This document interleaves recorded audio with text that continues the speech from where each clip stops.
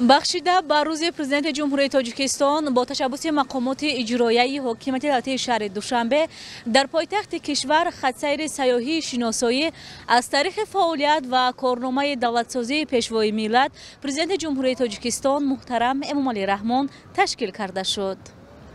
مقامات اجرایی حکومت دولتی شهر دوشنبه منتظم بهره سزاوار تشکیل نمودن روز پرزیدنت جمهوری تاجیکستان و در ضمیر و باطن ساکنان پایتخت تربیت نمودن حس شکرگزاری از نعمت‌های دوران صاحب استقلالی و آموزش و ارزش‌گذاری به خدمت‌های بی‌سابقه پیشوای ملت محترم امامعلی رحمان تدبیرهای گوناگون را راه‌اندازی می‌نماید. این نوبت خطسیر سیاحی تاریخی را تشکیل نمود که در آن نمایندگان کسب و کار گوناگون اشتراک داشتند. این اقدام با هدف باز هم معرفی نمودن تاریخ و فرهنگ ملی، بلند برداشتن روحیه وطندوستی و خودشناسی و شناخت سهم پیشوای ملت در تامین صلح و ثبات کشور دایر گردید. تدبیر مذکور از تماشای آثارخانه حزب خلقی دموکراتی تاجیکستان آغاز یافت.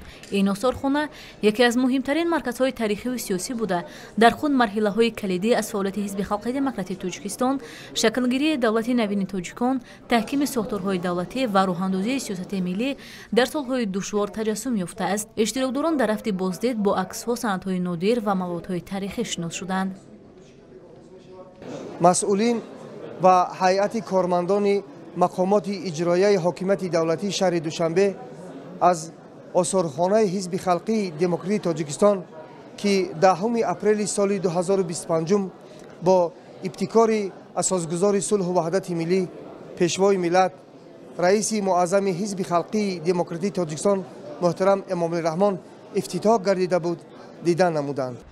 پس از بازدید از آثارخانه خطسیر به یکی از مرکزهای مهم فرهنگی پایتخت کنیاتیت وطن ادامه یافت. معاون رئیس شهر دوشنبه دلبر و دلزاده هدف اساسی از چنین چورابینی‌ها را بلند برداشتن سطح خودشناسی، تربیت وطندوستی جوانان، قدرشناسی صلح و ثبات و به اهل جامعه رساندن دستاوردهای دولت صاحب استقلال ارزیابی نمودند.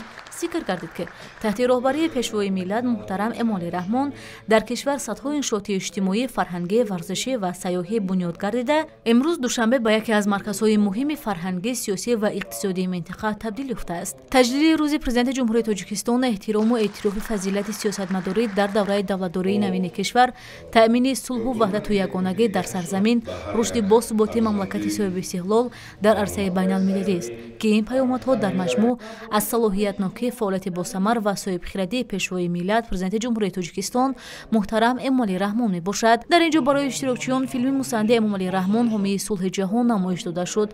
فیلم با پیشنهاد صحنه‌های واقعی تاریخی، ملاقات و گفت و شنیدها، سهم پیشوای ملت در حل بحران سیاسی سال‌های 90 عصر 20 و تشکل زمینه‌های صلح و وحدت ملی احساس افتخار را در دل هر بیننده بیدار نمود. خطسیر سیاحی امروزه که هم در خود تاریخ داشت، هم فرهنگ و هم پیام صلح، برای اشتراکچیان یک تجربه فراموش نشونده گردید. آن امکان داد که هم تاریخ از نزدیک احساس شود، هم قدر صلح و ثبات بهتر درک گردد و هم حس مسئولیت شهروندی در دل اشتراکچیان قوی تر شود.